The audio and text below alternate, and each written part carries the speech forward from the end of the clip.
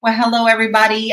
This is Fly Nubian Money. Welcome to our channel. We're here to help you master your mindset and maximize your money. Today, we are delving into a very troubling incident that sparked a lot of discussion online. And this could be a very disturbing and trigger warning moment for you because this does involve some violence. So please watch accordingly. But we found out that Little Dirk, who is a Chicago rapper, has a son, and his 10-year-old son's name is Jerome Harris Jr. But Little Dirk's name is Dirk Derek Banks. So we're trying to figure out how that part worked into this. But he shot his stepdad, and the stepdad came out and talked about it and said that it was the mother that encouraged him to do this. Let's also remember that we are talking about a 10-year-old child before we delve into it. Today, I'm actually joined by my beautiful queens, Lindsay Vertner. She's an international mindset coach and speaker. Marlo Layson, TV and film producer. Uh, Constance Carter, wealth activist, and Athena Gardner, CPA and wealth coach. And y'all know I usually come on here, I'm really bubbly. And I love being able to talk to you about things that are going on. But when things happen with children, it bothers me deep inside. I'm a mother. And I believe almost everybody here has a niece, a nephew, or a child. And this is very disturbing. So before we dive into this, I want us to watch the video. And then we're going to have some initial comments from our panel. So viewer discretion is advised.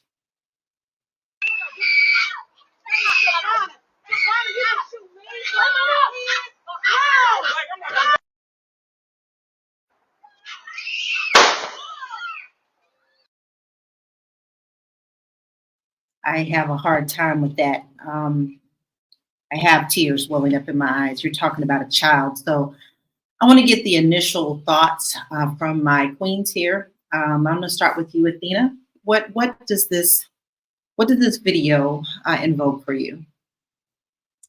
Well, on initial reaction, I was kind of confused because I'm like, who are all these different people? Like, there was a lot of moving parts. All I know is I heard the gunshot. I was like, oh, something definitely happened. My initial thoughts are this. It's very unfortunate that we have these domestic situations that involve the children. And honestly, I feel like when the parents cannot come together, the children are the ones who receive all the unresolved issues between the parents, and it negatively impacts the children. So my concern is mostly for the child.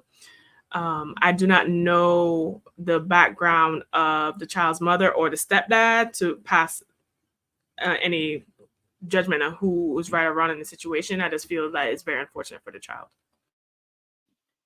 How about you, Constance? You are definitely a mother and you have boys. Yeah, it's really sad. Just the amount of negativity that our Black boys are exposed to in certain areas. But I in looking at it, my initial thought was, okay, whoever posted this is creating a narrative, and certainly they have more footage than what they posted. What happened before, what happened afterwards.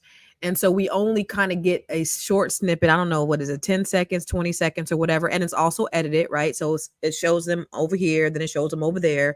So I'm interested in knowing, and we will show the police report a little bit later on, but I'm interested in knowing kind of how that all transpired, what was going on, because we really can't get the full and complete story by just that small snippet. And it was clearly edited. So I'm interested in knowing like what really happened, or I want to see what really happened. Yeah, it felt puzzle piecey to me. Like there's some very important things that were left out. If you have enough video to show that, there's got to be more video going behind that. Marlo, what are your initial thoughts? You're a mother as well. I am. I think for me, it's really sad. I just actually am starting the second part of a project about guns in this country, the proliferation of guns. And a startling statistic is that gun deaths like children who kill themselves with guns and incidences like this and other incidences are so prevalent in this country. And I think people are, all the speculation aside, right? What happened before? What's the history of this relationship? Why was he there? Why was she there? Whatever was going on, I think that the bigger conversation that we need to have as a community, but also as a country, is conflict resolution, right? This is, all I see is emotional immaturity. All I see is people who don't know how to resolve conflict in a meaningful way. And all I see are people who, instead of resolving conflict verbally, want to end one another, right? They want to end the conflict with a gun. And what I need people to understand is um, that child, while he is a child, is probably going to face some kind of criminal prosecution. So this is just the beginning of what will probably be something that ends in some type of family separation or tragedy in this story. It's all really sad. It is, and we know what happens statistically to our young men and young girls that enter to the system so early. Lindsay, what are your initial thoughts on this video? You're also a mother. Yes, I definitely am. And seeing that video initially definitely just makes me sad to see yet another family just perpetuating the cycle. And it's like, at what point do we decide to stop growing up and passing down the things that we grew up in and making it different for our children? Because how much of that child's childhood is now going to be lost as a result of this situation? How much has already been lost from previous situations that we don't even see on camera? And just thinking about who else could have been harmed, because there were a lot of people around. It sounds like there were maybe some other kids around, and it didn't look like this young child had any sense of gun control. So that might have been his first time picking up a gun, and he could have hit one of the other kids. So it was just sad all around. I think so too. And it just breaks my heart that it seems like every time we turn on the news every day, it is something involving a child and a gun. We want to hear what your thoughts are. Please make sure that you like, comment, and share, because this is a very important conversation that we need to have about our children, because this is a totally different life than what I grew up with. Sometimes I question myself and think, did I just not know about these things because the internet wasn't around, or is this on the increase? And I do believe it's on the increase. I have to agree with Linda Armstrong. Family members haven't learned to stay out of others' altercations. In this case, we don't know the backstory. It only causes lives ruin, and the two parties who were involved would somehow end up back together, which typically to me feels about right in that statement. But here's something that I want us all to talk about, because we do talk about this a lot. We talk about the perceptions of conflict resolution and the family dynamics. I said to you early in this 10-year-old who is supposed to be one person's child has another man's name. How do you perceive this as being? Do you think this also involved and helped increase this conflict in the family, Lindsay? I feel like it's starting off very strange, because what? You junior for this person, but then you're this person's son, and all kinds of things going on. So it sounds like there was some potentially messy boots happening already. And we really don't know the whole family dynamic and what's happening. We only know what social media has shown us, but it seems like there are a lot of potential issues that may already be happening in this family. And it is, how do we get resources to families like this, especially if they don't see anything wrong with the environment that they're growing up in? That is probably the biggest thing that we need to solve. Like, how do we get conflict resolution resources and family counseling, especially if they're not privy to it or not willing to go? They've never seen anybody else go through therapy or anything like that. Anger management problems. You have adults raising kids that don't know how to manage their own emotions. So how am I going to teach this child that I'm raising how to manage their emotions and solve conflicts effectively? Well, we also know from this story that the mother, and her name is Travana, she was at the time calling out, the who she's saying the father, Little Dirk, um, the Chicago rapper, saying that, he was being a deadbeat father, and she had to go around and get DNA tests to prove the paternity. And she had to actually get the DNA from his parents, not directly from him. And so Little Turk has 10 kids, y'all. 10. What is it with these rappers and these kids? And then you have people saying that he's a deadbeat. What happened to our family dynamics? Constance, I would love to hear your thoughts on this, because that's a lot of kids, and you're affecting everyone's life, the children, the mothers. What are your thoughts about this? I got a headache, but I blame white supremacy. I'm always blame white supremacy for what's going on in the Black community. I mean, no, it's just it's so frustrating. I swear, it's so frustrating to see all of these things that are happening. And I hate to look outside of ourselves, but when you look at other communities and you're not seeing this on this same level and the same scale that you see this in our community. And you just got to go back historically, and you have to look at what sort of happened and transpired in our communities over the years. But we it's time for us to wake up, Black people, because this ain't it.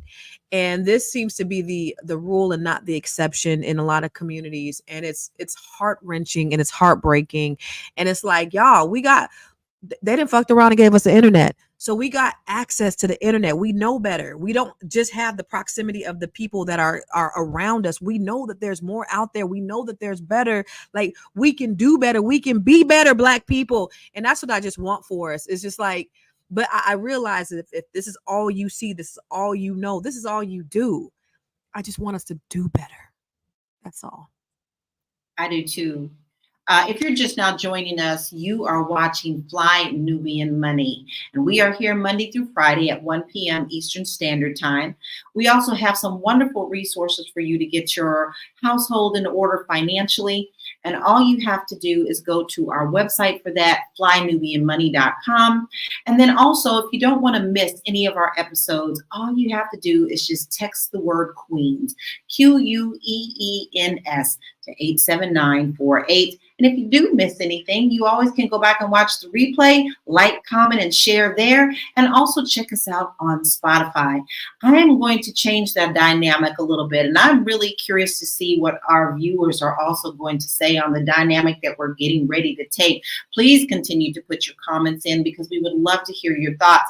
Clarence Payne says he agrees that Black folks have glorified guns, and this is the fallout.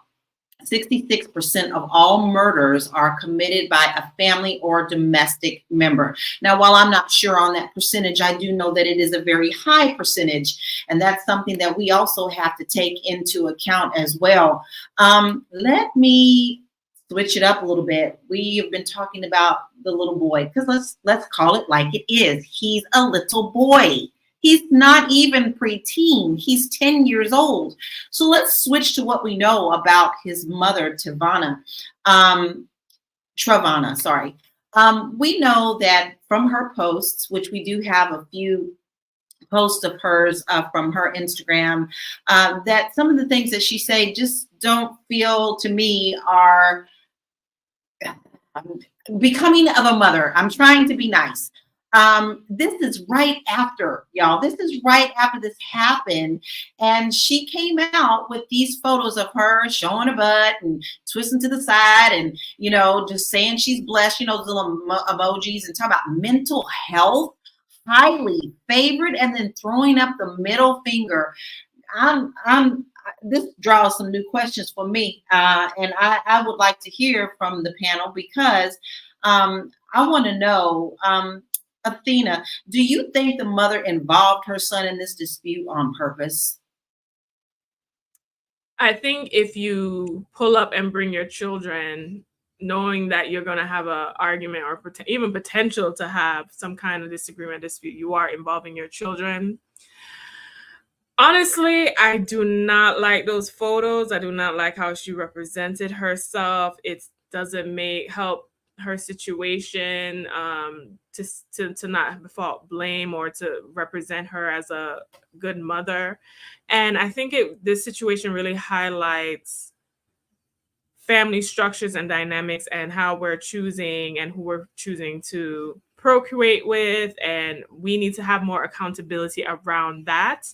And I know a lot of things are going on in these streets, and people feel like they can just sling it, lay it low, spread it wide throughout the community like that. But I think people need to understand that when you do have sex with someone and you do procreate with them, you're basically making an agreement with this person that you agree with who they are, their lifestyle, and the potentials of what your legacy with them is going to be through a child. And I think we need to start taking responsibility for our sexual nature in that way and understand behind sex, that is what we are doing. Because then on the other side of that, because you were just trying to have fun, now you have a lifetime of headache dealing with somebody that you're not on the same page with. And you might have issues co-parenting and those things. I also think this situation highlights what certain things that need to be corrected in our educational system. There has been so much focus on STEM and other things which are important, but I think to have a well-rounded curriculum and education of a society, to progress as a society, we need to include more of those conflict resolution, relationship management, all of those things. I agree, but then there's also the point where the young boy has mentioned that his mom reacts that way sometimes when she gets mad. And so what impact might this behavior that he sees on his mother doing have on the children, both emotionally and psychologically? Marlo, you are in TV. We do see a lot of this stuff on TV. How can you answer that question about how he perceives this, not just within media, but within his own household with his mom? I think children are a mimic, right? You have a child, everybody's like, oh, my kid curse, right? And whatever your favorite curse word is, I'm sure your 2-year-old has said it, and then it makes you reevaluate your thoughts. What happens is with people who turn around and think that it's cute, right? People who turn around and they don't see anything wrong with it. People who believe they're going to learn as it relates to small children and the things that they are exposed to and have access to. And that's the biggest job of a parent, right? Is to be a gatekeeper and to filter that stuff for your child, right? Some stuff is okay if you want to explain it at their age level. But for the most part, things that are for kids, right? But if your child sees you acting out, if I see a child, I'm pretty sure I could determine the type of household that child is coming from, especially a 10-year-old, right? Because they're going to act out the behaviors that are expressed within that household because that's all they know. Because if they knew better, they would exhibit what they knew that was better, right? So he is acting out because she acts out. She, as the mother, has the obligation to protect the child, right? So if I'm in a conflict with somebody, well, I mean, you pulled up with your kids, so you weren't worried about being in a conflict. But in the mindset that I have, if I am in a conflict with my significant other and my child is in the house, I'm going to excuse her. And it's not going to escalate or elevate to a level where she is not going to feel safe. But that's because I'm in my faculties, right? I'm not in my emotional self. I'm thinking and being, I hate to use rational because it's such a terrible internet word and so overused, but I am trying to be rational in a heated moment, right? So I think that's the thing that's missing. That's the missing factor. And if that's the way she behaves, then that's the way not just that child, but all the children in that house probably deal with some type of rage or inability to cap emotions in a way that's healthy. I agree with that. Now let's switch it up a little bit, because now you've got three elements. You have the father, Little Dirk, who has not, by the way, guys, come out and said anything at all about this, not that I know of, as our broadcast for today. And I was directly looking for something for him to say, but he has not. I have a lot of unanswered questions there. And second, you have the stepfather who is actually walking around with a gun on his hip. And so the child reaches out and grabs that gun from his hip and then actually uses it on him. This dynamic is really, really powerful. And I see that, we're breaking down the dynamics of our family. You've got a father, a stepfather, a mother. All of them seems to have some type of irresponsibility to this child. And this is how this child is reacting. So, Lindsay, how do you think this impacts the children both emotionally and psychologically? Yeah, I don't think we often understand the environments that we raise our children in, how it impacts them in that way, because there's emotional trauma that is happening in this situation. And who knows how many times before that emotional trauma can lead to anxiety, can lead to depression, can lead to PTSD, post-traumatic stress disorder. All of those things could manifest in their behaviors as being defiant at school, defiant to authorities, defiant to parental figures. It can lead to aggressive behaviors towards family and other kids that they are going to school with. If they go to school on a regular basis, it can lead to withdrawing from community and from society and kind of shutting down in a sense. Have you ever been around somebody and it's like they just kind of cower to themselves and they don't really interact? And even when you try to talk to them, it's like you got to force them just to respond to the question. All of these things are a result of growing up in environments like this.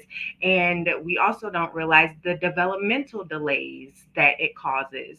It causes impaired social skills, low self-esteem, low confidence, developmental delays in their ability to actually be present and take in the information that they're supposed to be learning at school or learning from their guardians. It really just negatively impacts them all around. So we've got to figure out, how do we do better as a community to come back together as a village and really erase these narratives that we are raising our children in, so that they could have a better future. I agree, because we're losing that, I feel, in our communities, especially our Black communities. We're losing that touch with our children. We're allowing so much to enter into their brain. And we all talk about how a village is. I grew up in a little bitty town outside of Louisville, Kentucky, and everybody out there was my village. If I got in trouble down the street, you better bet I got to switch all the way down. And I was still watching cartoons at 10. Hell, I was watching cartoons at 14. So I can't even imagine that. I will also say that we had guns in our home for different reasons, and I was taught to respect those. I didn't even touch those. I didn't even think about looking at those. And I only watched my parents go out and do what they were going to do with their hunting at the time. And, it's a matter of how we're teaching our children and allowing them to feed their brains with what's out there. We do have some comments from the posts that the stepfather had put out, and then also the actual interview that was done with the police, that there was a little bit of backlash, guys, from the stepfather putting out this video. And as you can see, his name is Reezy, whatever. I know what that means, but I ain't going to say it. Don't give a F. As y'all can see, I was not the aggressor, and y'all also can see how I still had my gun on my hip. He grabbed my gun off my hip, following his mom's lead, and tried to shoot me, and then actually shot me. I advise y'all to see it before they take it down. So look at the first comment, guys. This is our mentality, and I want to hear what y'all have to say about this. So you got up here and snitched on a kid. Now, I want to stop there because we're going to bring this back up because I want to address that next one. I want to know, Constance, this snitching mentality. What is your thoughts on that? I don't have anything intelligent to bring to the conversation. I promise you, because I just can't. I cannot. I cannot. I just y'all. I'm so disappointed in our people sometimes, and I just, I just want the best for us. I really do. And so my life is really about serving our people and what can we do to improve our situations and things like this. It just puts me in such a negative space, and I don't understand the lifestyle because I'm not from there. I certainly have relatives that live this way. And I just try to, I just try to just lead by example. This whole snitching bullshit. Listen, Lil Durk has 10 kids. I was talking to a friend of mine last week, and she was telling me how her family thinks she's extremely judgmental because she's always, talking about how, you need to do better, you need to do better, you need to do better, you need to do better, right? And so they don't really trust her. They don't really tell her a whole lot. And I said, you know what? I have a nephew. My brother's son. He has like 6 kids by 5 different women by the time he was 23. And I said, you know what? I don't give him no problems. You know why? Because he don't ask me for no money. I don't worry myself about what he doing. I don't bother him out in nothing because he don't ask me for nothing. So I ain't got no opinion on what the hell he doing. I cannot control his situation. I can't. The moment you start to try to you start to try to care, that's when you get yourself stressed out. And so, my thing is, just kind of working with the willing, the people who want to do better, the people who want to be better. This whole snitching culture is stupid as shit. So you mean to tell me that if somebody kills your mama, I'm not gonna snitch because that's like that's just like the stuff that we have taken and the stuff that we do and this jail mentality that we've adopted as a people is stupid as shit. And we got to get our stuff together because we're going downhill fast. And I heard a statistic that said, or I heard somebody said, I think it was Dr. Fraser said that this is the only generation that's going to do worse than the previous generation since we've landed on this land. So every generation has done progressively better than the previous generation. And this generation here is actually going to do worse. And that's mentally, physically, and financially. And so we really need to make a huge transition in our community, or else we're doomed. I agree. But I don't think that we can't be saved if we want to save our own selves. If you're just now joining us, you are watching Fly Nubian Money, and we are here Monday through Friday at 1 p.m. Eastern Standard Time. We love having you here. So I'm going to ask you to do us a big favor. I want you to like, then I want you to comment, and I want you to share. If you are on the replay, please do the same because we love to keep the conversation going. But if you do miss us, you always can catch us on Spotify. Just go over there and look us up, Fly Nubian Money there, and you will find all of our episodes there, and be sure to leave us a 5-star rating there. You can't get away from us, and you don't want to. So you also can text the word Queens, Queens, to 87948 so that you could be notified every time that we come on. Now, listen, I'm really interested in hearing what you, our viewers, have to say on this. This is such it's a community issue. So I want to hear from our communities, and we are a community, whether you want to admit it or not. And there is a pretty good comment here that I want to call up, and it's from I'm Here. I'm not saying the child is innocent. I'm saying I am waiting. I don't know the whole story. It sounds weird. There's holes in the story. I'm waiting until the whole story comes out. And I think that's a thing that we've all mentioned. We feel like something is missing. Something is missing because, first of all, wasn't she going over there for another dispute with another child? It was my understanding she was going over there to argue about another child, and then now this child gets involved. So now you got 2 children in this situation. So Marlo, I'm curious to know, what do you think Little Dirk should be coming out with some type of statement about this? I mean, this is his child, and he did eventually claim that that is his child. I think that much like Candace and myself, Lil Durk don't have anything positive to bring to this conversation, right? Nothing to add of value to this conversation. And I'm judging that on the fact that he has 10 kids by all these different women.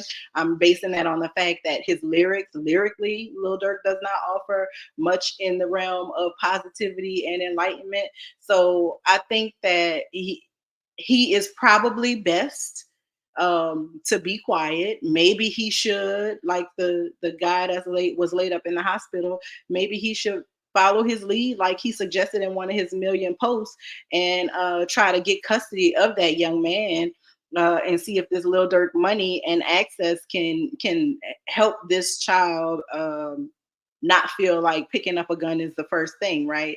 But I think more than anything is, if Black people are going to own guns, right? We got Killer Mike, we got all these people talking about you exercise the Second Amendment. I believe in it. I'm a gun owner myself.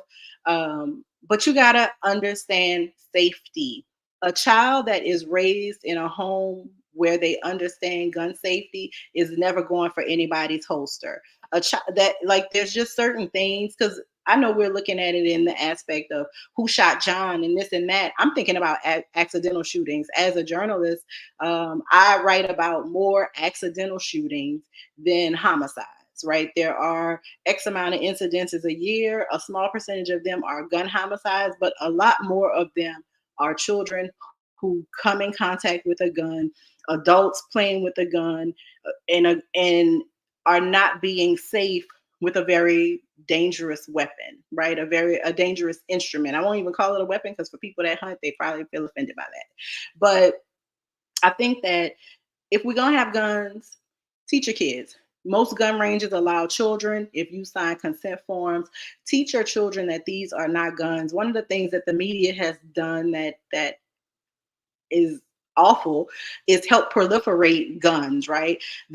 We saw when we were growing up, or some of us were growing up, we watched cartoons, as you mentioned, Lala, and they would shoot each other and then you respawn, right? So before the end of the episode, he was back, even though he got shot 15 minutes into it. Kids are growing up with that same experience in games like Halo and Grand Theft Auto, right? Where they are disconnected from the reality of what happens when a gun is fired. And I think that this is a moment, right, for Black people who defend the Second Amendment and people who are kind of indifferent to it, to come together and say, we need gun education in our community, because this could have been way worse. It could have been way worse, because kids freak out and guns go off more than once, right? This was like an intentional trigger pull, but sometimes kids freak out. Anything could happen. So I think we need to take this moment. If you don't learn anything else, learn that you need to bring your kids to the gun range and learn gun safety, or put them in a program where they learn and respect firearms in a way that's going to save their life and potentially someone else's. I agree. I too am a gun owner, and I am a responsible gun owner, and I make sure I go to the range. I've got my certificates. There's no excuse that if you are going to use your Second Amendment right, that you don't have to be educated. But you brought up a great point, Marlo. We're talking about, educating the children on these things. It's the same thing when we talk about sex. You can't talk about sex. You can't talk about the things that these kids are facing every single doggone day, every time they're turning on the TV or just with friends. We had a comment, I think, that's very interesting. And it says, I blame his mother, to be honest. I believe she raised him to be loyal to her, to him, her mother, importantly, loyal to current backwards times culture. I have to agree with that. But Athena, I'd like to know your thoughts on how we can promote healthier conflict resolution with adults, because the children are the one watching us. I'm not going to say do that with kids. We also lead by example. So you also had brothers. And so I'm curious to know, from your point of view, how can we do that? And how was your brothers taught? Listen, when it came to certain subject matters, in the house. It didn't matter whether you were a boy or girl, you were going to get the same education on it. And one thing that I appreciate about my parents at the time, even if they instituted like a rule or something that they were telling us, even if we disagreed about anything, they always left the option to have a discussion about it so we can actually gain some understanding around it. And I think that really starts at home. And I think what that helps us, or at least helped me, was that whether or not they agreed with what I was thinking, I was able to express myself and I was able to communicate.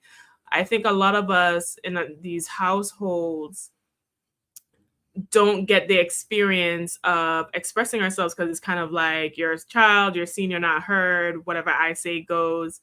A lot of households in our community are the people running those households are very controlling and you cannot express yourself in certain ways, or it's seen as disrespectful. And I think in some ways that has come back to our detriment, because now we're having fully functional adults that don't know how to communicate their feelings, their emotions, their thoughts, and also growing up in environments where that is not encouraged.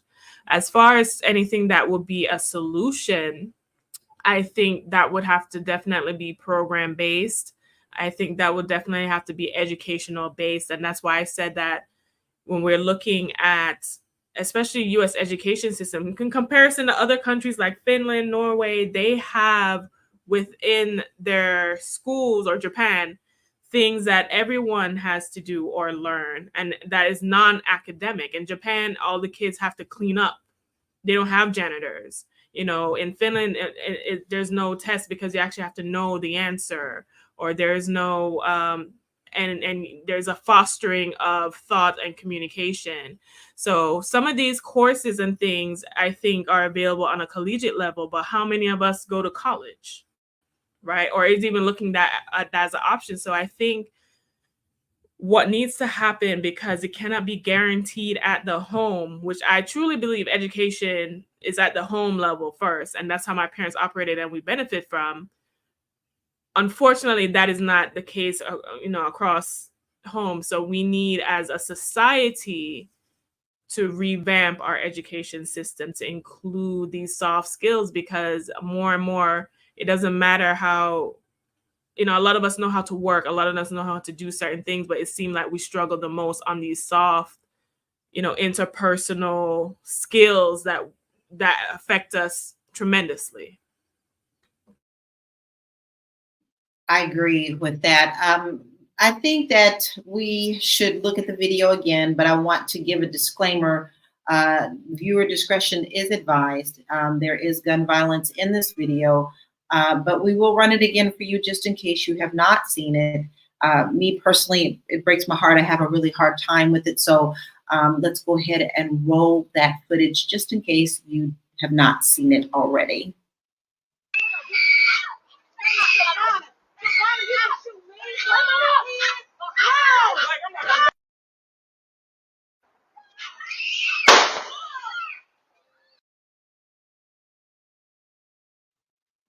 Just the sound of that just really just breaks my heart. I know we always we're definitely talking and tackling some very important issues, gun control, child, a minor.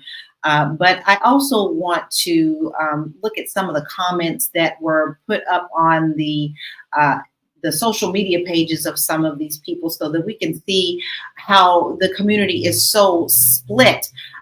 Here's a few that I want to address. Tasha said, if you go look at the video, she was the aggressor. She was the one that pulled up at his grandmother's house and did all that in front of his mom, grandma, and other kids that were out there. She was wrong for putting her child in that situation and even going over there. Then Ruby also said, we just saw the video on TikTok. He wasn't even hitting his mother. He seemed to be grabbing her back, protecting himself. He didn't deserve to get shot. And she telling her young son to shoot a gun, putting his life in danger. So we have got two on, there's two other ones that are very interested. So our 3D Velvet said, I don't like the kid was wrong. I don't feel like the kid was wrong. The adults are wrong for even putting him in the position to feel he needs to defend anyone. I agree. And then Social Butterfly says it's crazy how women won't call out the obvious. The mother is to blame. What was she there? Why? What was she there? Why did she bring her son with her? She allowed all this to go down because she refused to make rational decisions. Now, we talk about the tough part, but there is also financial ramifications of all of this, guys, because now this child is most likely been turned over to authorities and juvenile. So you're going to have the attorneys, you're going to have the therapy, you're probably going to have a custody fight on the situation. Lindsay, what are your thoughts about how this could not only affect, because everything is body, mind, spirit, and that includes financial in there. And we're also going to ask Athena that. But I would like to hear your point of view as a therapist.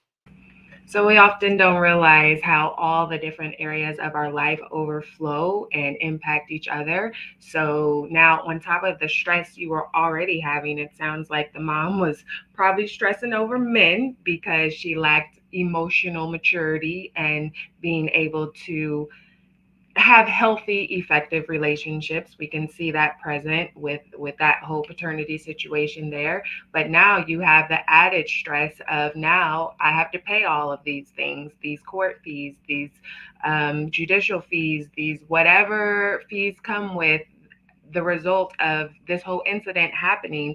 So I don't know how she is going to handle all of this stress. From what I can see so far from the things that I've seen on social media, it doesn't look like she's going to handle it in the best way, which only goes back to we have to educate each other on what all of this does to our emotional health, our psychological health, our mental health, all of the things, because we can see even from the picture that she posted, she's sitting here throwing up the middle finger and, posing like she's trying to catch a date rather than checking on your son. Like if I was in this situation where my child was a witness or got involved in an adult domestic dispute, the last thing that I'm worried about is posting on social media.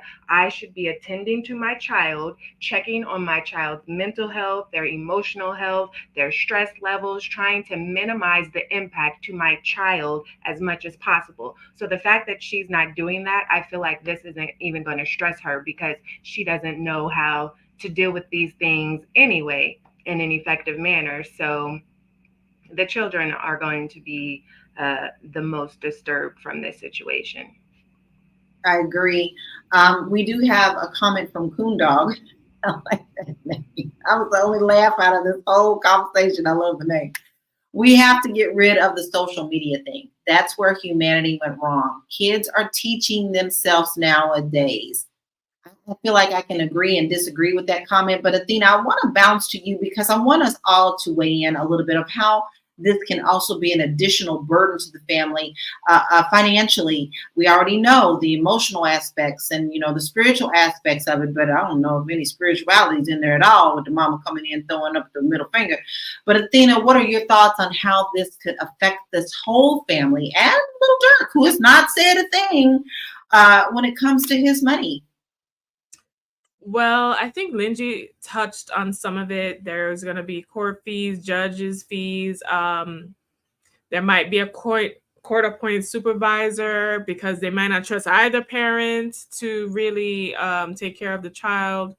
Also, just even family structure. I know Dr. Boyce talks about the importance of, the family unit, the family structure, how that benefits everyone economically.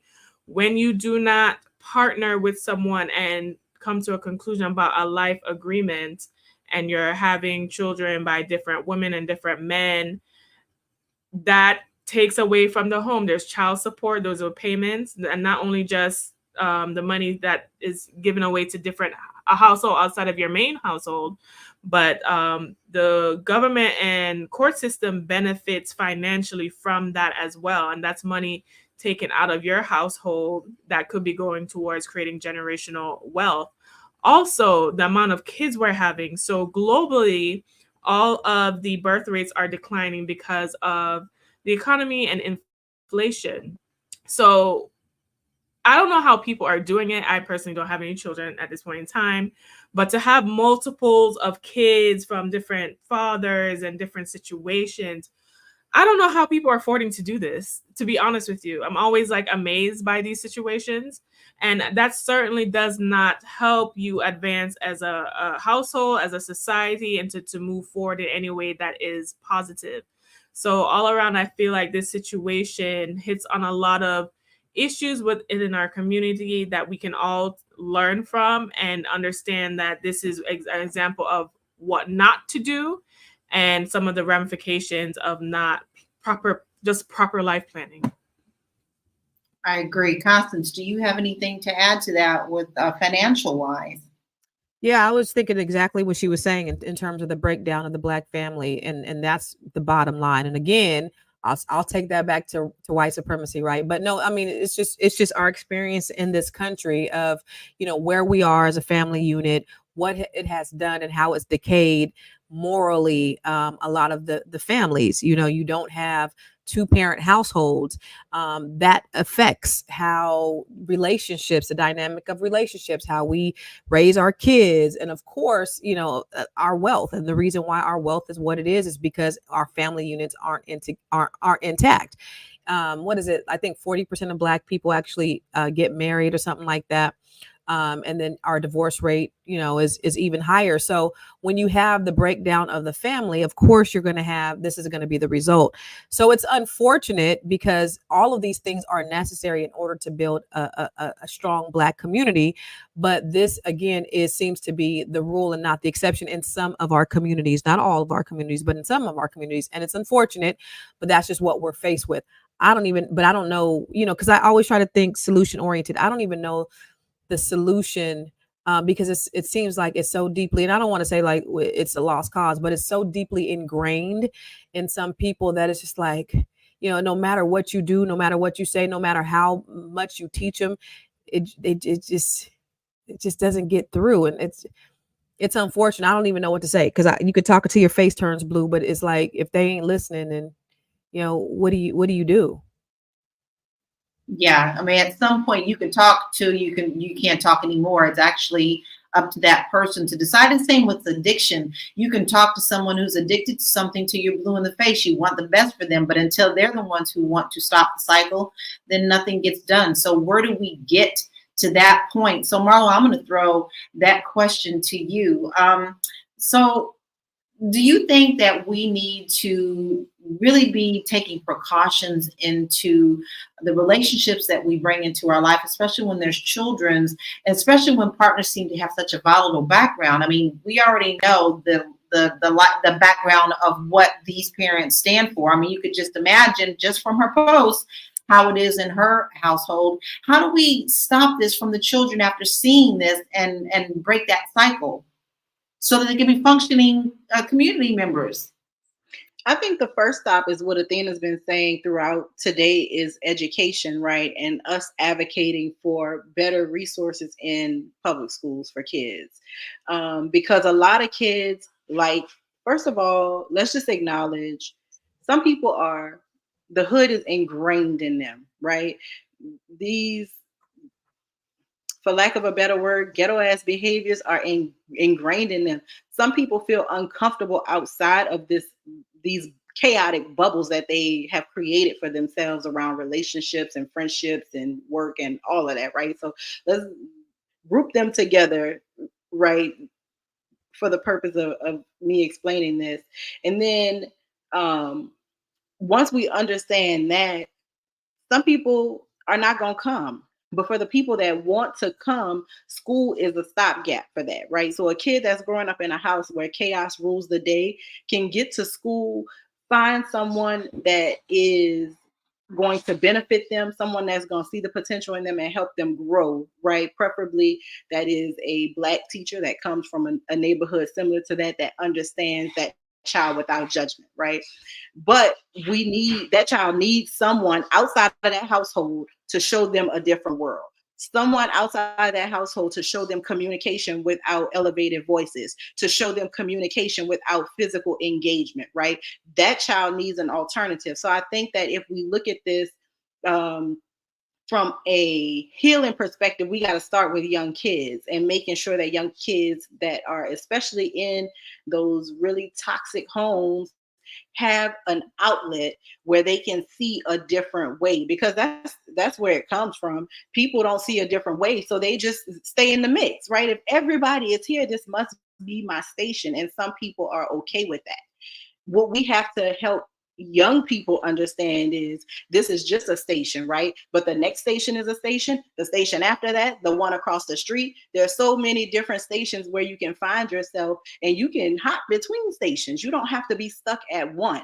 So I think that if we are looking at truly restoring and building our communities, we got to make sure that our public schools are strong, because that is where a lot of kids get saved. I've talked to a lot of people, I've interviewed a lot of people, and most people who were lost, most people who were in bad home environments found their way out through a trusted adult that was in the school system, in a community center. So those of us that are doing well, presumably have access, have interest, but also are rooted in these types of communities and do have connections to people who live foul and wild, we should be reaching back to those young people and making sure that there are resources available. But can I just add to that though? Because that's part of the problem is the school systems. When you look at economically how the taxes are distributed to the schools, the higher the taxes, the more money that they get. And so a lot of these kids that are behaving and acting out in this manner, they're in the schools that don't have all the resources, the same resources as our white counterparts. And so they don't get the same education, they don't get the same support system. And so yeah, you go home and shit is messed up, and then you go to school and shit is messed up. You have teachers that don't care. You have, you have books that are falling apart. You have mold in the building. So it's part of the bigger problem, and that all goes back again to my favorite thing, white supremacy, because they don't care, because it doesn't affect them. They're not putting the resources. Now, if they took all the taxes and they equally distributed to all the schools, that would be fair, right? Then everyone would have the resources they need. But it's unfortunately it's not set up that way, because the people who have are the ones that have established this rule. So that's the unfortunate thing, is that yeah, you do have these environments, but you don't have a lot of the resources in the schools to be able to support that. Black people taking your money to the suburbs. Stop taking y'all money. Stop. I watched it happen in New Orleans. New Orleans is a black city, right? New Orleans is an all black city. Black wealth, top to bottom, majority, right? There's old white money there, but black people moved to the edge of the city of New Orleans East. Black people moved across the lake into other communities that were not historically black communities, and they took that tax base that funded the schools that I went to and that my peers went to. So I think that also understanding how all of this works, right? Because if you know that you're leaving everybody behind when you make these moves, maybe you won't make these moves. I mean, maybe you will make them, but maybe when you leave grandma's house that you're renting out, you actually pay the taxes on it and don't let it go lapse, right? Like, I think that there's so many things that we as a community need to have a mass understanding of that we just lack.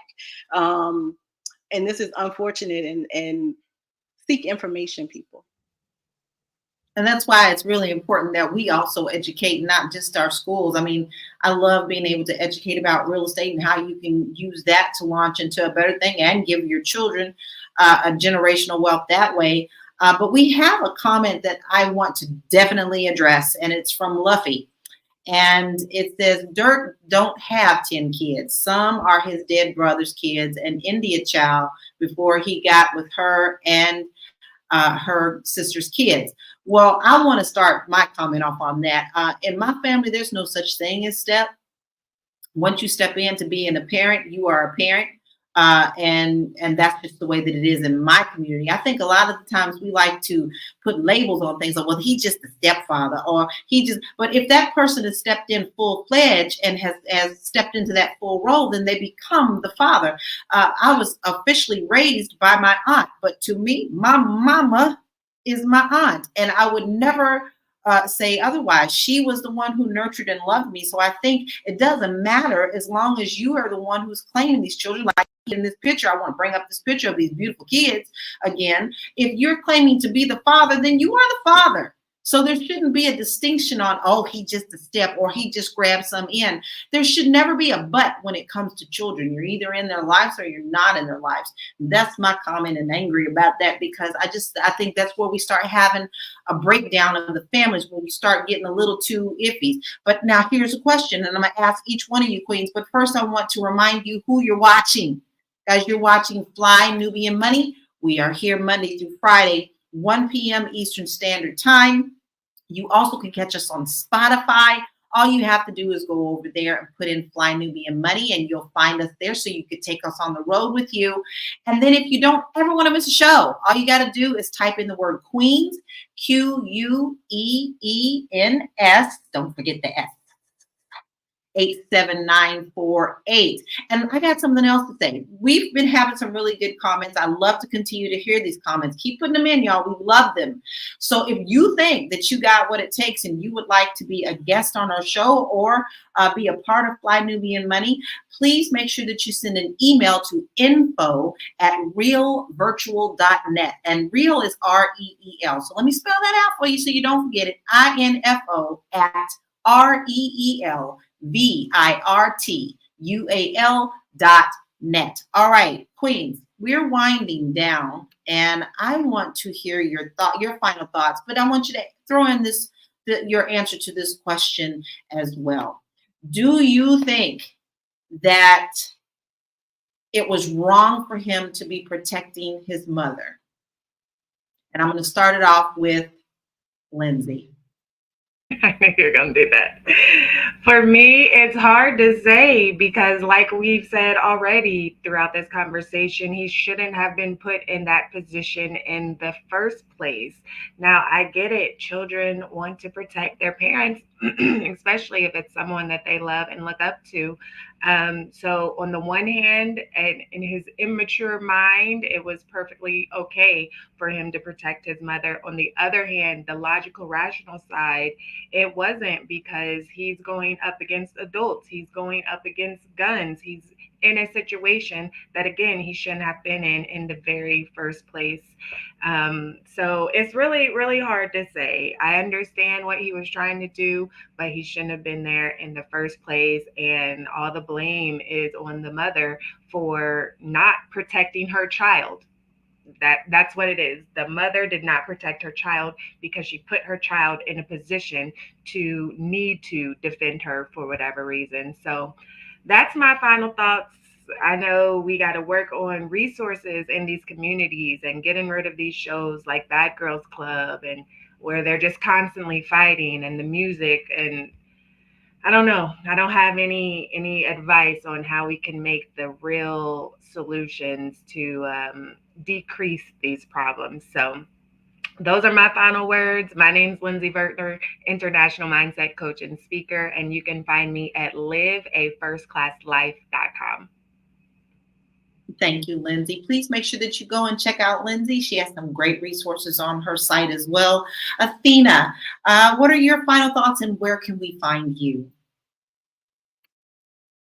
I do think that I don't think a child is wrong for trying to protect their mother, especially a male child, because that is a man's instinct. But it's unfortunate that that was what he was shown or taught to do, because now it has serious ramifications in his life. And I think that this issue really helped us in touching on a lot of issues that we need to correct as a community when it comes to gun safety, violence, education, across the whole spectrum. And I hope that our audience is watching, learn from this as what not to do, and implement action steps to make our own lives better. If you want to find out more about me, I'm Athena Gardner. I'm a CPA and a wealth coach. You can find me at wewealthwomen.com. There you will find resources, especially if you're a woman who wants to learn to confidently manage your finances and to create the wealth that you deserve. And I have been to Athena's website, so you want to make sure that you go and you check out all the wonderful resources that she has. Constance, It's your turn. I think you just disgusted and hurt. We all are, but I think you've expressed me very well today. So I want to hear your final thoughts and where we can find you. So when I think about children that are put in this position, I think about people who are abused, right? We see people in abusive situations where their children step in, they end up getting the brunt of the ass beatings. I think even recently there was a child that stepped in that tried to defend his mother, and he ended up getting killed for it. So I think it's a natural thing for a child to step in to try to protect their mother. Remember the guy who in Chicago, the little boy who shot that guy for punching his mother in the face at the hot dog stand. So, kids are always going to defend their parents no matter what. I don't care. If somebody was trying to whoop on me, my kids will come in to try to defend me. So the kid doesn't have any blame. I don't think the kid is only doing, I think, what naturally comes to him, and that's defend his mother. The problem is the parents putting them in the predicament to have to do that.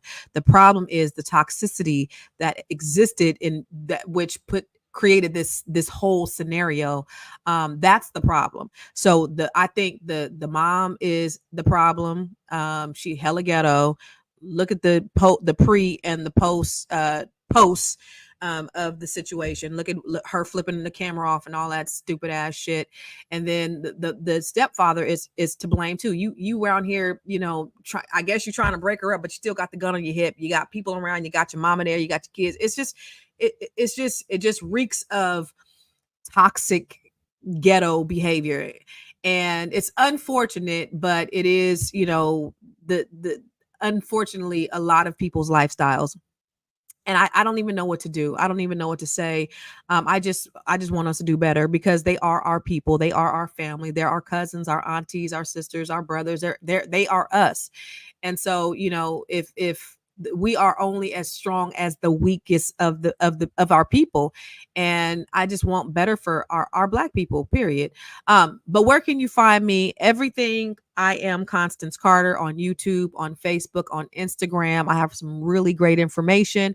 I have what's called the Grow Your Money Club, where I share with you wealth of information for everyone, for men, women, boys, girls, Black, white, and everybody in between, just different ways that you can grow your wealth. So I'd like for you to go ahead and go to growyourmoney.club and sign up to get access to all of my training and information. Don't miss out on that. Constance has a lot of great information, just as all of our other queens here. I just cannot stress that enough. You want to make sure that you follow up and look them up as well. Marlo, what are your final thoughts, and where can we find you?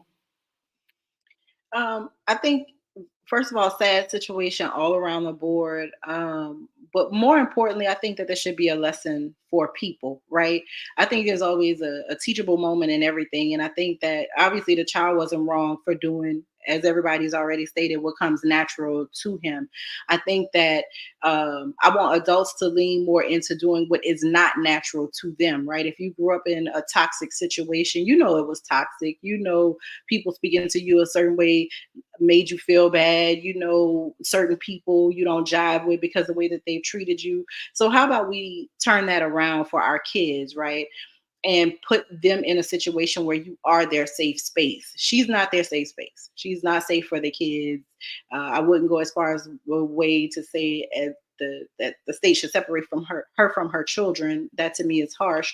But I think that she needs to evaluate herself. The problem is she doesn't have anybody telling her to evaluate herself, because the beauty and the gift and the curse of the internet is that everybody gets to have an opinion. Everybody gets to chime in and say. So she is most assuredly looking at the comments that are in agreement with her and not about to take any kind of corrective action. So I think people should just look inward and see how actions that you take in your life every day will have you looking crazy in a moment like this, and figuring out if there's a way for you to correct that. I think I'm always about corrective action. I'm always about looking at yourself and finding the answer within you. And if you are looking for me, I'm on the internet on Instagram as Olra Marlowe, and you can watch my current docuseries, Firearms Impact and Responsibility, that is streaming now on KTALnews.com, but you can just Google Firearms Impact and Responsibility and it'll play for you. That's it for me. Great, thank you. And Marlo has also done some things for me as well, and I like to publicly address when people help community. She is definitely a community uplifter.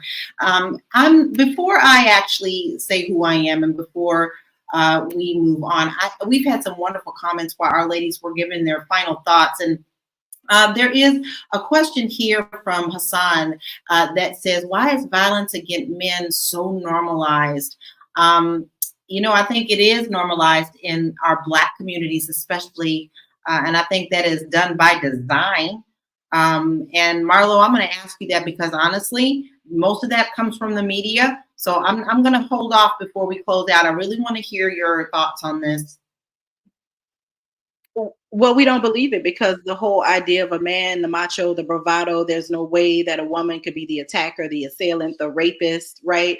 That's not what's portrayed to us. So we feel like it happens on a smaller scale. And while it probably does, I mean, statistically, you look at it, there is an imbalance.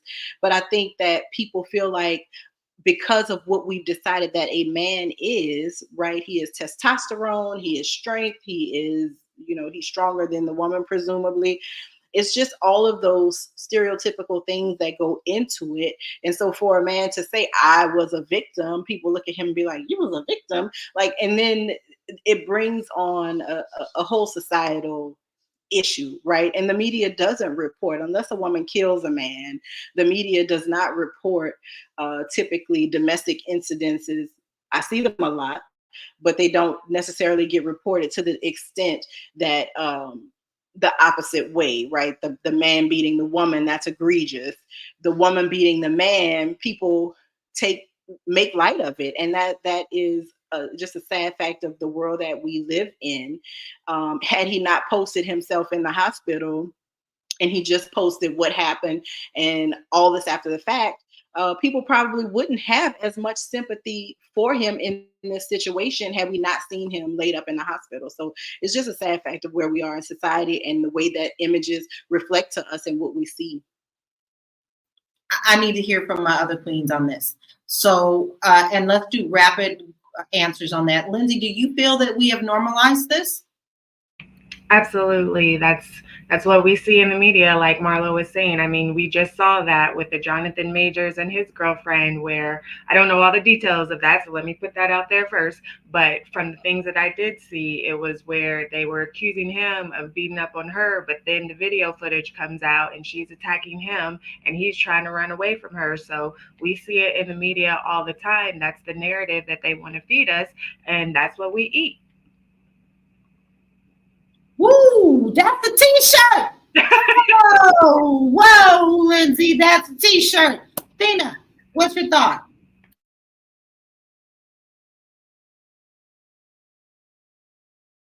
I have no mute.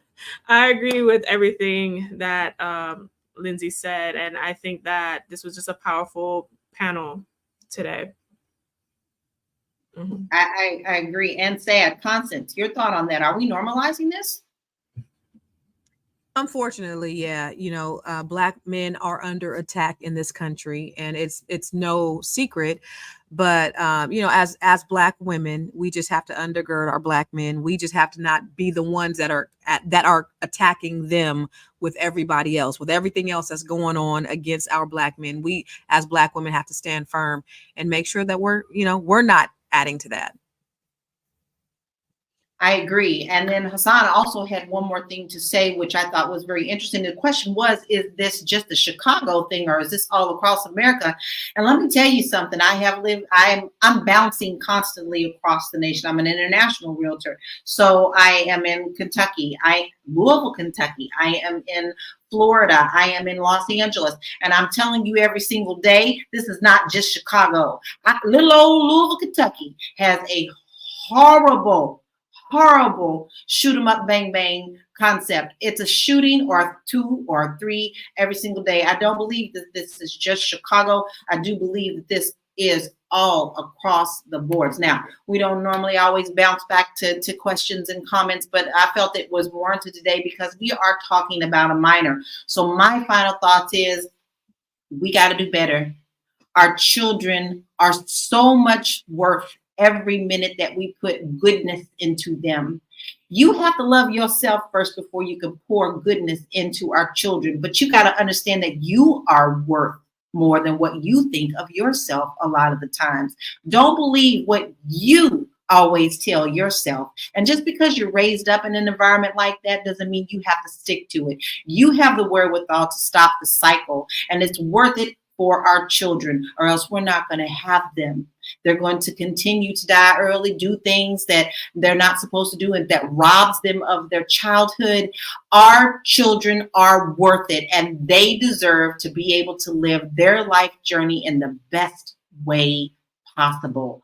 And you can find me all across the social medias, and I just have one site that you could go to find me. It's bit.ly/Laura Key Info. Ladies, this is deeply rooted into our whole community. What is that song? This is America. Don't catch me slipping. No, right? I always hear that when I hear something like this goes on, because this is America. So how do we change it within our communities and our roots? If you're just now joining us, you missed a really good conversation. Do we have the solutions?